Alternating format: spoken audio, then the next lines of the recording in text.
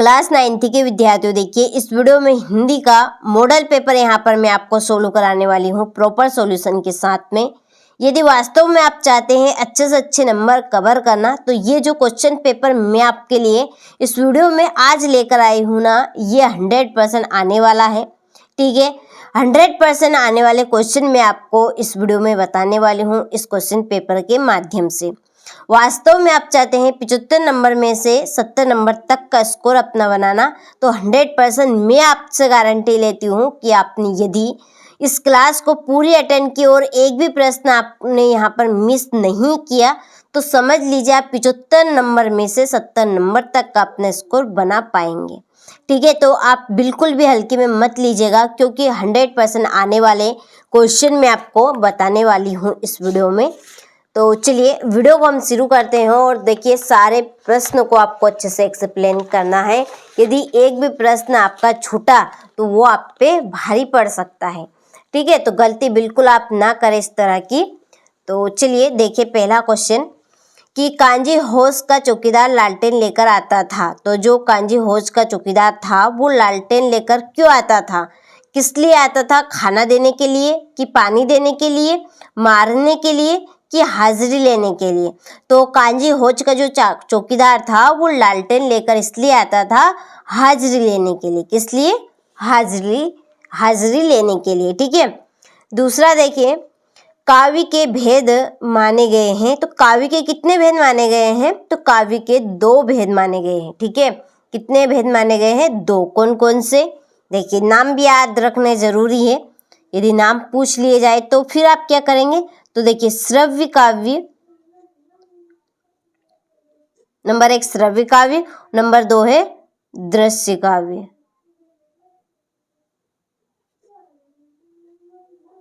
ठीक है, यहाँ पर मैं श्रव्य का गलती से गलत लिख दिया, ये इस तरह करें श्रव्य काव्य। ठीक है, तो काव्य के कितने भेद माने गए हैं? 2। तीसरा देखिए फणीश्वर नाथ रेणु के प्रति प्रसिद्ध आंचलिक उपन्यास का नाम है। तो इसका आंसर है आपका मेरा आंचल। ठीक है, चौथा देखिए वीर गाथा काल के श्रेष्ठ महाकाव्य का नाम है। तो वीर गाथा काल के श्रेष्ठ महाकाव्य का नाम है पृथ्वीराज रासो। क्या रहेगा? पृथ्वीराज रासो। पांचवा देखिए विचार विनिमय के माध्यम को कहते हैं। तो विचार विनिमय के माध्यम को कहते हैं भाषा। क्या कहते हैं? भाषा। ठीक है, चलिए क्वेश्चन नंबर 6 देखिए कैदी और कोकिला रचना है। तो कैदी और कोकिला रचना है माखनलाल चतुर्वेदी जी की। ठीक है, चलिए तो ये आपके सही विकल्प हुए। एक भी सही विकल्प आपको बिल्कुल भी नहीं छोड़ना है। ठीक है, एक भी क्वेश्चन आपके लिए भारी पड़ सकता है। तो देखिए रिक्त स्थानों की पूर्ति कीजिए। पहला, महादेवी वर्मा के बाबा उन्हें खालिस्तान बनाना है। क्या बनाना चाहते थे? वो एक विदुषी बनाना चाहते थे उनको। दूसरा देखिए नानी के मन में खालिस्तान की आज़ादी के प्रति जुनून था। तो देश की आज़ादी के प्रति जुनून था। तीसरा देखिए छंद के अंतिम वर्णों की आवृत्ति खालिस्तान कहलाती है। तो छंद के अंतिम वर्णों की आवृत्ति कहलाती है तुक। क्या कहलाती है? तुक। चौथा देखिए अनंत का विलोम खालिस्तान है। अनंत का क्या रहेगा? अंत। विलोम क्या बनेगा? अंत। कवि रसखान बार बार खालिस्तान में जन्म लेना चाहता है। तो किसमें? ब्रज गोकुल में। ठीक है, कवि रसखान बार बार कहाँ पे जन्म लेना चाहते हैं? ब्रज गोकुल में। अर्थ अलंकारों में चमत्कार खालिस्तान के कारण होता है। तो अर्थ के कारण होता है। ठीक है, चलिए इसके बाद में तीसरा देखिए सत्य सत्य लिखिए। पहला, कहानी गद्य की गौण विधा में आती है। तो ये आपकी असत्य है। ठीक। दूसरा, उमा का विवाह शंकर से हो गया था। ये भी असत्य है। तीसरा है करुण रस का स्थायी भाव रति है। ये भी असत्य है, क्योंकि रति किसका है? श्रृंगार रस का है। करुण का क्या बनेगा? शोक बनेगा। भूपति में ती उपसर्ग है। तो ये असत्य। भूपति में आगे ये तो पीछे का, ये तो प्रत्यय बन गए और प्रत्यय भी नहीं है, ये आपका जब भी गलत है। ठीक है, इसमें भू क्या है? उपसर्ग रहेगा और पति प्रत्यय रहेगा। तो भू धन पति, भूपति। चलिए सुमित्रा नंदन पंत प्रकृति के कवि प्रकृति के प्रेमी कवि थे, तो ये आपका सत्य है। मंगोलों का मुंह लाल होता है, तो ये आपका असत्य। ठीक, चलिए तो स्क्रीनशॉट आप ले लीजिए और एक भी प्रश्न बिल्कुल मिस मत कीजिएगा। क्वेश्चन नंबर 4 देखिए, सही जोड़ी लिखिए। पहली है कबीरदास की जोड़ी है, बाह्य आडंबरों का विरोध करते हैं ये। काव्य रसात्मक वाक्यम रसात्मक काव्यम, तो ये परिभाषा किसने दी? आचार्य विश्वनाथ जी ने रस की। ठीक है, परिभाषा दी है। असु का तद्भव आंसू, असु का तद्भव क्या बनेगा? आंसू। हरिशंकर परसाई क्या है? प्रेमचंद्र के फटे जूते। माता पिता में है द्वंद्व समास।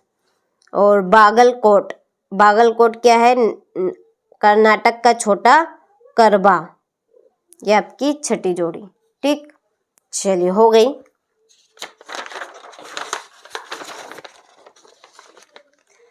चलिए क्वेश्चन नंबर 5 में है, एक वाक्य में उत्तर दीजिए। पहला देखिए, छंद शब्द के अंत में जुड़कर उसका अर्थ परिवर्तित करने वाले शब्द क्या कहलाते हैं? तो प्रत्यय कहलाते हैं। क्या कहलाते हैं? प्रत्यय।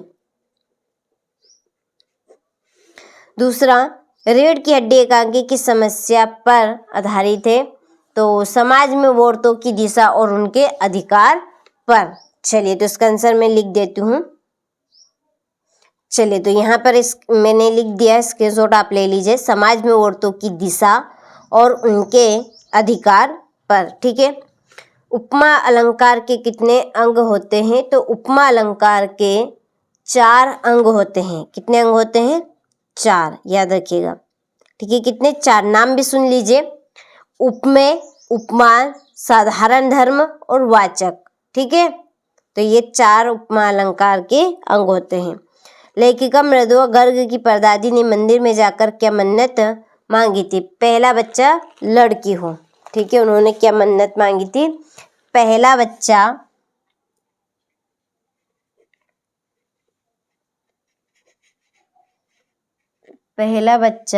लड़की हो। ठीक है, गांव में शहरी मेहमान की तरह सज धज कर कौन आया? तो गांव में शहरी मेहमान की तरह मेघ आए हैं। कौन आए हैं? मेघ, सज धज कर। सालिम अली अन्य किस नाम से जाने जाते हैं? तो सालिम अली वर्ड वाचर के नाम से जाने जाते हैं। वर्ड वाचर के नाम से। ठीक, चलिए तो आप स्क्रीनशॉट ले लीजिए यहाँ से और अच्छे से इनको कंप्लीट कीजिएगा।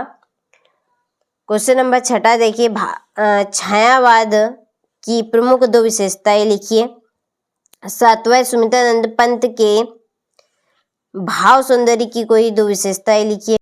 चलिए तो अब हम क्वेश्चन नंबर 6 से 23 तक के प्रश्न और साथ में उनका सॉल्यूशन देख लेते हैं। तो फुल सॉल्यूशन के साथ में हम इस सेट को कवर करने वाले हैं।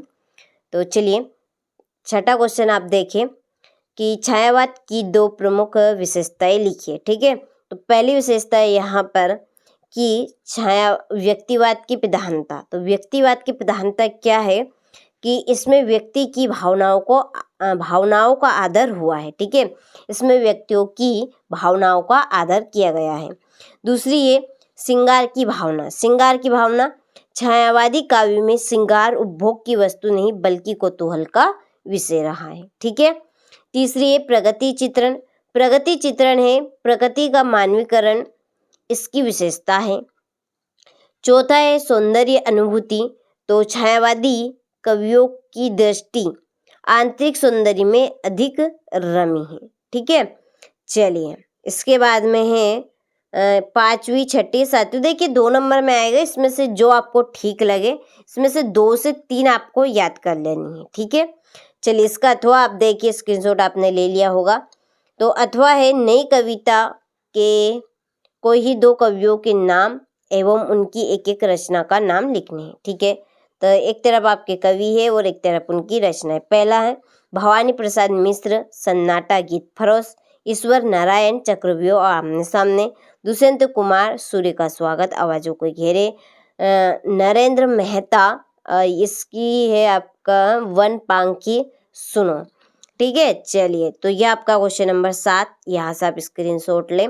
और देखिए आप पेपर के पेज पे मत जाइएगा, इसके फ्रंट पेज पे। आपका फ्रंट पेज तो कैसा भी आ सकता है। देखिए हमें किस पे फोकस करना है, क्वेश्चन पे फोकस करना है। क्वेश्चन आने चाहिए और वही क्वेश्चन आपको हम प्रोवाइड करवा रहे हैं जो 100% आपकी परीक्षा में श्योर आएंगे। ठीक है, तो आपको बिल्कुल भी रियल पेपर के चक्कर में नहीं पड़ना है, क्योंकि रियल पेपर आपको कहीं पर भी नहीं मिलने वाले हैं। ठीक है, लेकिन हम आपको वही कंटेंट देंगे। देखिए चाहे हमारे वीडियो कम चले या ना भी चले, लेकिन वही देंगे जो 100% श्योर आपकी परीक्षा में आएंगे। ठीक है, जैसा कि आप जानते हैं 6 मॉडल पेपर रहेंगे और 6 में से तो आपका पूरा पेपर फंस जाएगा। ठीक है, चलिए ये आपका 11वां क्वेश्चन है। यहाँ पर रूपक अलंकार की परिभाषा उदाहरण सहित लिखिए। तो अच्छे से आपको उनको स्क्रीनशॉट लेते हुए कंप्लीट करना है सारे क्वेश्चनों को। 12वां क्वेश्चन, गद्य की प्रमुख विशेषताओं के नाम आपको बताने हैं। ठीक, तो ये इस तरह के आपके क्वेश्चन रहेंगे। व्यंग विधा का सामान्य परिचय लिखना है। मुंशी प्रेमचंद अथवा मीराबाई की 2 रचनाएं लिखते हुए उनका साहित्य में स्थान आपको बताने हैं। ठीक है, ये अथवा रहा। 14वां प्रश्न है, किन घटनाओं से पता चलता है कि हीरा और मोती, सॉरी ये थोड़ा सा मिसप्रिंट है, यहाँ पर है मोती। ठीक है, सौतेनी मोती में गहरी दोस्ती थी। 2 बेलों की कथा पाठ के आधार पर लिखिए। ठीक है, इसका अथवा है, लेखक राहुल संकृत्यानन ने डाकुओं से बचने के लिए कौन सा साधन अपनाया। ठीक, स्क्रीनशॉट लेकर आपको उनको कंप्लीट करना है। 15वां है, सालिम अली पक्षी प्रेमी कैसे बने। लेखिका महादेवी वर्मा ने अपने बचपन के दिन पाठ में अपनी माँ की किन विशेषताओं के बारे में बताया है। ठीक है, चलिए हो गया। संधि और समास में अंतर, संधि की परिभाषा एवं संधि के प्रकार बताने हैं। देखिए संधि किसे कहेंगे, तो 2 वर्णों के मेल से उत्पन्न विकार को हम संधि कहते हैं।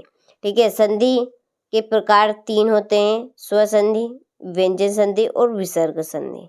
ठीक है, तो देखिए कितना सरल और सिंपल है, वो सुंदर भी है। चलिए तो स्क्रीनशॉट लेकर आप कंप्लीट करें। 17वां, पीड़ित क्षेत्र में कौन कौन सी बीमारियां फैलने का खतरा होता है। रीढ़ की हड्डी एकांकी में कितने प्रकार के खेलों की रचना की गई है, लिखना है। निम्नलिखित वाक्यांश का संदर्भ सहित भावार्थ लिखना है। चलो अच्छे से स्क्रीनशॉट लेकर कंप्लीट करने हैं। देखिए बहुत ही सरल और सिंपल भाषा में आंसर है। आप 1 से 2 बार पढ़ेंगे तो आपको आराम से याद हो जाएंगे। ठीक है, चलिए 20वां, योग का महत्व विषय पर एक अनुच्छेद लिखना है। और इसका अथवा अपनी गर्मी की छुट्टियों बताने के संबंध में 2 मित्रों के मध्य संवाद बताने हैं। 21वें में निम्नलिखित अपठित काव्यांश अथवा गद्यांश को पढ़कर पूछे गए प्रश्नों के आपको उत्तर देने हैं। तो 100% आने वाले क्वेश्चन है ये आपके, कहीं से भी आपका पेपर फंस जाएगा, ये मैं आपसे दावा लेती हूँ, क्योंकि 6 मॉडल पेपर है। यदि आपने वास्तव में कर लिए तो समझ लीजिए आपकी नैया पार हो गई। चलिए 21वां हो गया, ये आपका सॉरी 22वां था वो, ये लास्ट है 23वां। ठीक है, चलिए तो आपने सारे प्रश्नों का अच्छे से स्क्रीनशॉट ले लिया होगा, तो इनको आप कंप्लीट जरूर कर लीजिएगा। ठीक है, तो ये हमने सेट बी यहाँ पर सोल्व कर लिया है प्रॉपर सॉल्यूशन के साथ में। अच्छे से तैयारी कर लेनी है ताकि आप अच्छे से अच्छे नंबर कवर कर सके।